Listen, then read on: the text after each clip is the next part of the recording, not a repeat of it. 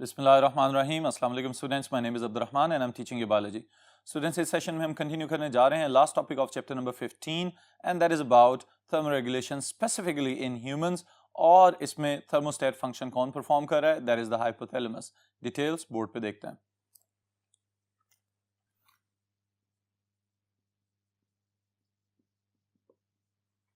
Alright students, this is about thermostat functions of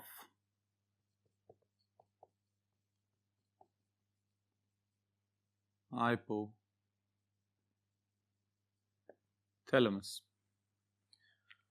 ji students, बुनियादी तौर पे hypothalamus is performing the thermostat function within the human body and all other mammalian bodies. Alright, यहाँ पे हमने जो बात याद रखनी है वो ये है कि हम भी उसी होम्योस्टैटिक मैकेनिज्म के अकॉर्डिंगली चल रहे हैं जैसे कि बाकी तमाम जानदार चलते हैं। Receptors will detect the change whether the temperature is going to be low और इट इज इंक्रीजिंग। दर्जा हरारत बढ़ रहा है या कम हो रहा है, ये आपके रिसेप्टर्स आपको बताते हैं। उस मैसेज को कन्वे कर दिया जाता है टुवर्ड द हाइपोथैलेमस। हाइपोथैलेमस फिर उसको खुद से प्रोसेस करता है कि क्या रिस्पांस देना है या रिस्पांस नहीं देना, और फिर उसके बाद effectors they generate the response. Alright, ये तो हो गया हमारा बुनियादी मैकेनिज्म। अब इसी मैकेनिज्म को वन बाय वन अगर हम हाइपोथैलेमस के पॉइंट ऑफ व्यू से देखें तो स्टूडेंट्स याद रखिएगा what type of receptors are playing role in thermoregulation. तो उसमें हम लिख लेते हैं रिसेप्टर्स। रिसेप्टर्स में स्टूडेंट्स याद रखिएगा we have the peripheral receptors जो कि स्किन के अंदर मौजूद हैं, थर्मो रिसेप्टर्स। फिर इसी तरह we have internal receptors. Internal receptors spinal cord या स्पाइन लिख लेते हैं ताकि आपको याद रह जाए। ऑलराइट, एंड विसरा इनके अंदर मौजूद हैं। और तो और ब्लड भी टेम्परेचर चेंज को डिटेक्ट करता है और मैसेज को कन्वे करता है टुवर्ड्स द हाइपोथैलेमस। तो अब यहां पे जो डिटेक्ट करने वाले हैं ज्यादा रिसेप्टर्स, और रिसेप्टर्स ने जैसे ही मैसेज रिसीव करना है फौरी तौर पे उन्होंने इन्फॉर्म करना है नर्वस सिस्टम को। और नर्वस सिस्टम के अंदर जो पार्ट इन्वॉल्व है आपकी थर्मोरेगुलेशन के साथ, दैट इज द हाइपोथैलेमस। अब हाइपोथैलेमस जो मेन काम कर रहा है वो याद रखिएगा कि the thermoregulation is basically controlled through the feedback mechanisms. Alright, ये जुमला मैं यहां लिख भी देता हूं। The primary function of the hypothalamus is thermoregulation by feedback mechanisms। Alright, इसमें स्टूडेंट्स एक और बात याद रखने वाली है कि hypothalamus is part of the brain, और हाइपोथैलेमस के अपने भी कुछ एसोसिएटेड एरियाज हैं जिनमें हम इसको डिफरेंशिएट करते हैं अकॉर्डिंग टू इट्स फंक्शंस। तो उसके लिए आप याद रखेंगे एंटीरियर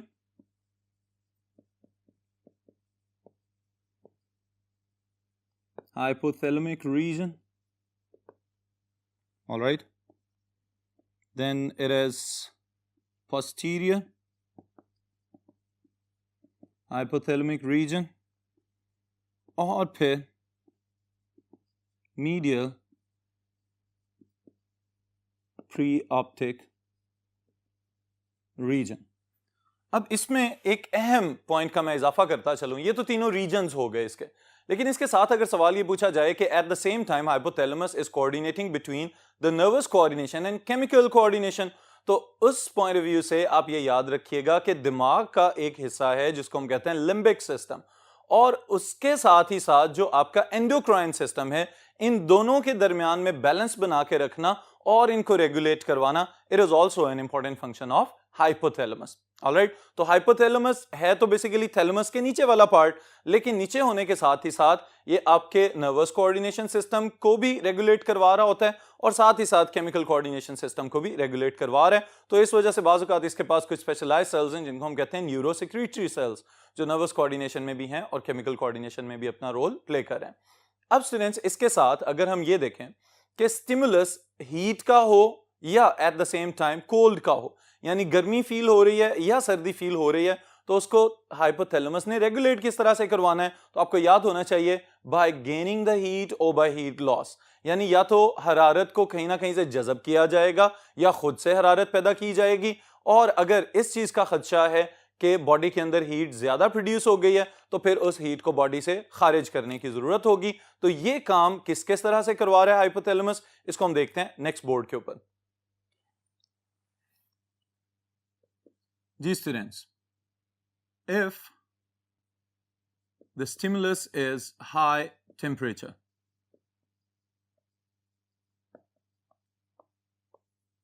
यानी अगर दर्जा हरारत बढ़ता हुआ फील हो रहा है, तो उस सूरत में किस चीज की जरूरत होगी, हीट लॉस। इसका मतलब यह है कि एक्सटर्नल टेम्परेचर भी ज्यादा है, बॉडी में भी हीट ज्यादा जनरेट हो चुकी हुई है, तो अब हीट डिसिपेशन की जरूरत है। तो बॉडी से हरारत को खारिज किस तरह से किया जाएगा, इसके लिए याद रखिएगा the first thing is sweating. फौरी तौर पे स्वेट ग्लैंड्स को एक्टिवेट कर दिया जाएगा, और स्वेट ग्लैंड्स एक्टिवेट होते ही स्किन के ऊपर स्वेट निकलना शुरू हो जाएगा, जिसको हम कह रहे हैं स्वेटिंग। और स्वेटिंग की वजह से the feedback inverse effectors response it will be the cooling effect. Alright, तो इस वजह से इसको हम कहेंगे it is controlled by the feedback mechanism. फिर इसके साथ ही साथ जो दूसरी चीज आप याद रखेंगे that is वेसो dilation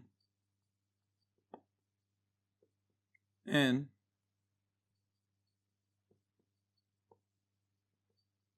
superficial vessels. All right, blood flow towards the skin बढ़ा दिया जाएगा, और साथ ही ब्लड वेसल्स को डायलेट कर दिया जाएगा। इनकी डायलेशन की वजह से क्या होगा कि हीट डिसिपेट होना शुरू हो जाएगी। और तो और एक और मेथड भी हम यहां पे ऐड कर लेते हैं, that is through the simple thermal radiations, जो हमारी बॉडी से हर वक्त हीट शुआओं की सूरत में खारिज होती रहती है। ऑलराइट, तो ये तीनों तरीके आप याद रखेंगे उस सूरत में कि जब दर्जा हरारत बढ़ता हुआ फील हो रहा है, तो हाइपोथैलेमस इन तीन प्रोसेसेस की प्रेफरेंस सेट करेगा और फौरी तौर पे हीट डिसिपेट करना शुरू कर देगा। फिर अगर दूसरी तरफ स्टिमुलस चेंज हो जाए, तो at low temperature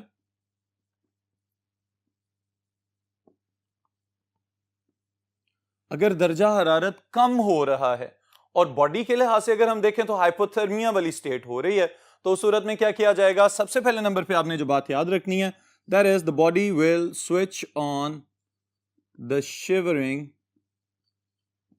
thermogenesis. Muscular contraction relaxation के जरिए हीट जनरेट करने का अमल शुरू हो जाएगा। हीट जनरेट करते हुए हमारी बॉडी जो है वो अपना टेम्परेचर मेंटेन करेगी, और टेम्परेचर मेंटेन करने का मतलब ये है कि आपने थर्मो रेगुलेशन कर ली है। ऑलराइट, फिर इसके साथ ही साथ जो दूसरा पॉइंट आप याद रखेंगे दैट इज वेसो कंस्ट्रिक्शन। और वेसो कंस्ट्रिक्शन का मतलब ब्लड वेसल्स का कॉन्ट्रैक्ट हो जाना। Blood vessels near the superficial area specially they will contract. अगर ब्लड वेसल्स सुकड़ रहे हैं तो वहां पे ब्लड का फ्लो भी कम कर दिया गया है, और यही वजह है कि जब सर्दी होती है और स्पेशली अगर आप अपने आप को एक्सपोज कर रहे हैं किसी कूल विंड के सामने, तो आपकी फिंगर टिप्स ब्लू होना शुरू हो जाती हैं। ना सिर्फ ये कि ब्लड फ्लो को कम किया जा रहा है, बल्कि ये बात भी याद रखिएगा कि आपके अपर लिम्स और लोअर लिम्स वगैरह जो हैं, इनमें वार्म ब्लड का फ्लो भी कम हो रहा है। इसकी वजह से आपके नाखून और आपकी फिंगर टिप्स आपको समटाइम्स नीली होते हुए नजर आना शुरू हो जाती हैं जब आप बहुत ज्यादा ठंडक के सामने अपनी बॉडी को एक्सपोज करते हैं। जो विसरल पार्ट है it will stay the warm, okay, वो गर्म ही रहेगा, लेकिन दूसरी तरफ जो टर्मिनल्स हैं, जो आपकी एक्सट्रीमिटीज हैं बॉडी की, वहां पे दर्जा हरारत कम रखा जाता है। This is again another strategy for thermal regulation. फिर इसके साथ एंडोक्राइन सिस्टम को इस्तेमाल में लाते हुए आप याद रखेंगे कि थायराइड, ऑलराइट, और समटाइम्स हम यहां पे ऐड कर रहे हैं एक और hormone norepinephrine,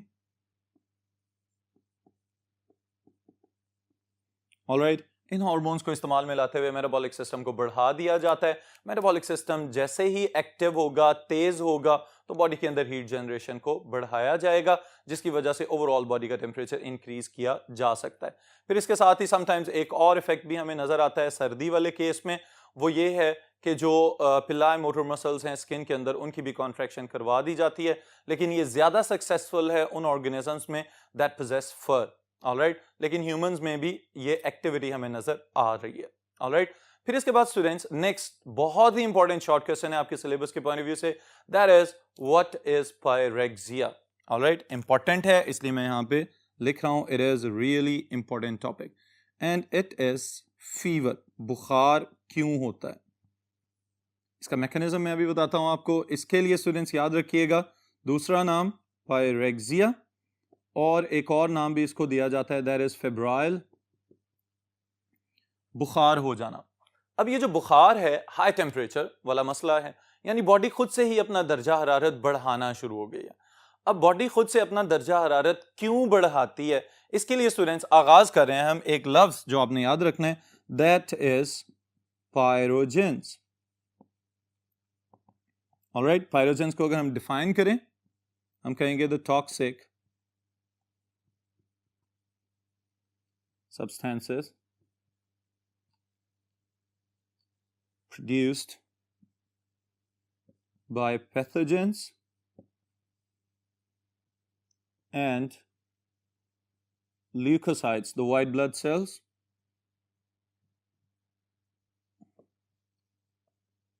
which in turn change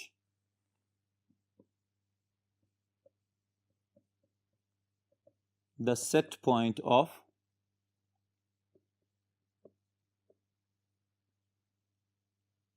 hypothalamus, alright.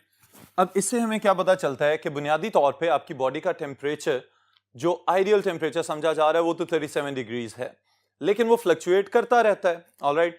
अब इसी फ्लक्चुएशन और नैरो रेंज को मेंटेन करने के लिए हम थर्मोरेगुलेशन की टर्म या होम्योस्टेसिस की टर्म याद रखेंगे। अब पायरेक्सिया में पहला important role that is played by the pyrogens. अब पायरोजेंस हैं क्या? ये वो टॉक्सिक सब्सटेंसेस हैं जो आपके इर्द गिर्द मौजूद पैथोजेनिक जर्म्स जब आपकी बॉडी के अंदर चले जाते हैं, तो अंदर जाने के बाद ये कुछ टॉक्सिन्स रिलीज कर रहे हैं, ठीक है, कुछ ऐसे जहरीले मादे ये खारिज कर रहे हैं जो कि हमारे ब्लड में शामिल हो जाते हैं। व्हाइट ब्लड सेल्स जब इनको खाने की कोशिश कर रहे हैं, तो उस सूरत में व्हाइट ब्लड सेल्स इनकी जब मैक्रोफेगी कर रहे हैं या फेगोसाइटोसिस कर रहे हैं, उस सूरत में भी व्हाइट ब्लड सेल्स खुद से भी कुछ केमिकल्स इस तरह के प्रोड्यूस करते हैं, साइटोकाइंस वगैरह जिसमें शामिल हैं। तो जैसे ये ब्लड में रिलीज होकर हाइपोथैलेमस तक पहुंचते हैं, तो हाइपोथैलेमस फौरी तौर पे अपना सेट पॉइंट बढ़ा देता है। अब सेट पॉइंट बढ़ाने की वजह से क्या होता है, the temperature it increases than the 37 degree Celsius, 37 से ऊपर जाना शुरू हो जाता है दर्जा हरारत। जैसे ही ऊपर जाएगा 38 डिग्रीज को टच करेगा, तो हम कहेंगे now this is pyrexia, alright. बहुत सारी किताबों में, बहुत सारे मेडिकल रेफरेंसेस में 38 डिग्री सेल्सियस को ही पायरेक्सिया कंसीडर किया जाता है। तो ये बात याद रखिएगा, 37 से लेके 38 तक जाने तक जो दरमियान वाली रेंज है सारी, उसमें हम हाई फीवर कंसीडर नहीं करेंगे। 38 को टच करे और उसके बाद इंक्रीज होना शुरू हो जाए, तो फिर हम कहते हैं यस दिस इज पायरेक्सिया। फिर इसको फर्दर डिफरेंशिएट किया जाता है moderate pyrexia and hyper pyrexia वगैरह के अंदर, या हाई पायरेक्सिया में। तो उसकी रेंज मैं जनरल इंफॉर्मेशन के तौर पे यहां पे शेयर कर रहा हूं।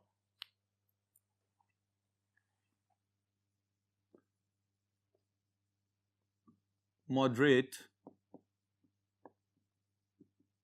pyrexia and then high pyrexia। इसके लिए स्टूडेंट्स मॉडरेट और हाई पायरेक्सिया की रेंज फ़ारेनहाइट्स में चूंकि हमारे यहाँ ज़्यादा मेजर की जाती है, तो मैं यही लिख रहा हूँ यहाँ पे 100 to 103 degrees Fahrenheit, alright, this is moderate pyrexia. और 103 से लेके 105 डिग्रीज फ़ारेनहाइट तक इसको हम कहते हैं दिस इज हाई पायरेक्सिया। और अगर कंसिस्टेंटली 105 या इसे इंक्रीज होना शुरू हो जाए या कई दिनों तक 105 तक ही बुखार रहे, तो फिर उस कंडीशन को हम हाइपर पायरेक्सिया कहना शुरू कर देते हैं। बहरहाल ये तो हो गया बुखार।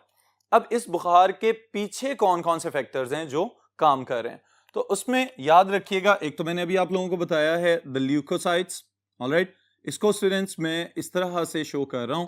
पैथोजेंस सबसे पहले नंबर पे जहां से आगाज हम कर रहे हैं, हम कंसीडर कर रहे हैं बैक्टीरिया को, ऑलराइट, और बैक्टीरिया में भी specially the gram negative bacteria, alright, वो बैक्टीरिया कि जिनकी सेल वॉल्स के ऊपर क्रिस्टेन ग्राम की बनाई हुई डाई ने वहां पे रिटेंशन या रिटेन नहीं किया था उस कलर को, उनको हम कह रहे हैं ग्राम नेगेटिव, ऑलराइट। अब ये जो ग्राम नेगेटिव बैक्टीरिया हैं, इनकी सेल वॉल्स के अंदर आपको नजर आते हैं लिपो पॉलीसेकेराइड्स, ऑलराइट, और एक और टर्म यहां पे लिख रहा हूं मैं, लिपोग्लाइकेंस। जी स्टूडेंट्स, अब ये तो हमें पता चल रहा है पैथोजन से कि पैथोजेंस कौन है, बीमारियां फैलाने वाले जानदार। जैसे ये बॉडी के ऊपर अटैक करते हैं तो आपका इम्यून सिस्टम फौरी तौर पे रिस्पांस देने के लिए पहुंच जाता है। सबसे पहले नंबर पे जो सेल्स आपने याद रखने हैं अपने इम्यून सिस्टम के, they are macrophages, white blood cells. अब व्हाइट ब्लड सेल्स क्या करते हैं, इन पैथोजेंस को खा जाते हैं। फॉर एग्जांपल अगर हम बैक्टीरिया की बात कर रहे हैं तो कोई भी व्हाइट ब्लड सेल्स जब इनको खा जाएगा तो उसके बाद उसने इनको निगल लेना है। अब जब निगल गया उसको तो उसने उसको फेगोसाइटोज कर लिया। फेगोसाइटोसिस के दौरान जब इनकी ब्रेकडाउन चल रही होती है तो इनकी सेल वॉल्स में से ये वाले केमिकल्स रिलीज होते हैं। ये वाले केमिकल्स रिलीज होते हुए जब व्हाइट ब्लड सेल के साइटोप्लाज्म से गुजर रहे होते हैं तो वहां से इनको रिलीज किया जाता है in the form of cytokines. अब ये साइटोकाइंस ब्लड के साथ ट्रेवल करते हुए पहुंच जाते हैं टू द हाइपोथैलेमस। हाइपोथैलेमस के अंदर पहुंचते ही यहां पे इसका सेट पॉइंट चेंज कर दिया जाएगा, यानी हाइपोथैलेमस को पता चल जाएगा कि कोई ना कोई इंफेक्शन हो रहा है बॉडी के अंदर। तो हाइपोथैलेमस क्या करता है, एक प्रोसेस जिसको हम कहते हैं एराकिडोनिक एसिड साइकिल, इस साइकिल के जरिए फर्दर कुछ और केमिकल्स प्रोड्यूस करेगा और उन केमिकल्स को हम क्या कहते हैं, प्रोस्टाग्लैंडिन्स। अब प्रोस्टाग्लैंडिन्स पूरी बॉडी के अंदर ट्रेवल कर रहे हैं और साथ ही साथ पूरी बॉडी का दर्जा हरारत इंक्रीज होना शुरू हो जाता है। सबसे पहले ये मैसेज भिजवाते हैं लिवर और स्प्लीन को। इन पॉइंट्स को यहां पे हम लिख लेते हैं स्टूडेंट्स, ताकि आपको बाद में समझने में और याद रखने में भी आसानी रहे। मैक्रोफेजेस व्हाइट ब्लड सेल्स में से इनको सेलेक्ट किया जा रहा है यहां पे लिखने के लिए और याद रखने के लिए। These are what, the leukocytes, alright. इन ल्यूकोसाइट्स ने एनगल्फ कर लिया इन बैक्टीरिया को और फिर क्या किया इन्होंने, secreted or released cytokines that travel to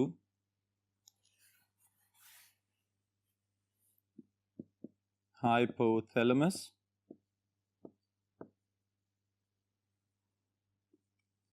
and the set point is raised to 38 degrees Celsius. अब जैसे ही सेट पॉइंट 38 डिग्री सेल्सियस तक इंक्रीज हुआ तो फिर हाइपोथैलेमस एराकिडोनिक पाथवे के थ्रू प्रोस्टाग्लैंडिन्स प्रोड्यूस करवा रहा है और ये प्रोस्टाग्लैंडिन्स पूरी बॉडी का टेम्परेचर इंक्रीज करवाना शुरू हो जाते हैं। हाइपोथैलेमस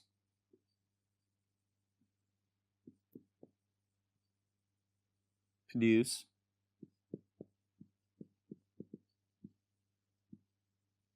prostaglandins through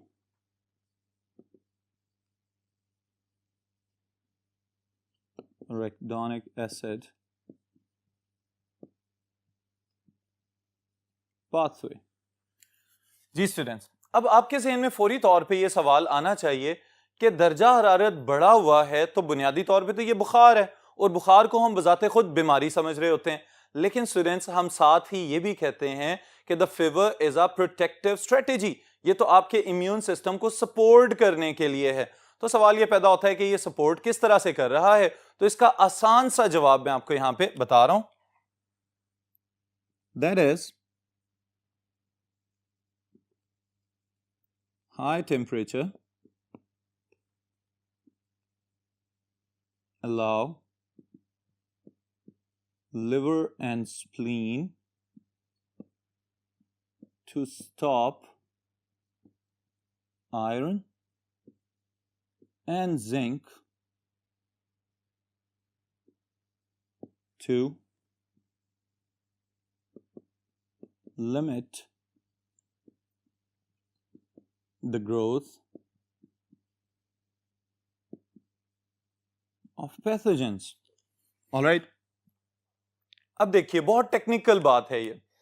इससे क्या हो रहा है, दर्जा हरारत बढ़ते ही लिवर और स्प्लीन को ये मैसेज मिल जाता है कि आयरन और जिंक को स्टॉप कर लिया जाए ताकि ये अवेलेबल ना रहे पैथोजेंस के लिए।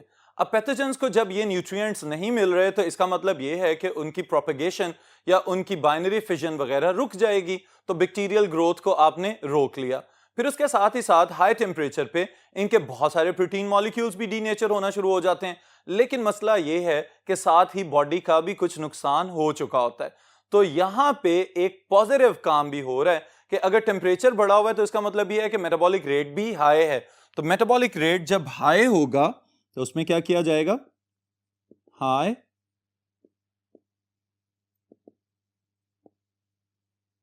Metabolic rate increase rate of cell repair. Alright students, इसका मतलब यह है कि साथ ही साथ जब मेटाबॉलिक सिस्टम काम कर रहा है तो वो सेल्स जो बेचारे डैमेज हो गए इस पूरे प्रोसेस में, उनका हीलिंग और रिपेयरिंग प्रोसेस भी तेज कर दिया जाएगा। ऑलराइट, तो इस तरह से बुखार आपकी हिफाजत भी कर रहा होता है। तो ये है students pyrexia. Important short question है, मैकेनिज्म मैंने यहाँ पे आपको एक ओवरव्यू दे दिया है ताकि आपको याद रखने में आसानी हो जाए। और फिर हाइपोथैलेमस का function as the complete topic ये लॉन्ग क्वेश्चन में पूछा जा सकता है। और यहीं पे हमारे चैप्टर नंबर 15 का इख्तिताम हो रहा है। फिर इंशाल्लाह नेक्स्ट सेशन में किसी और नए चैप्टर के साथ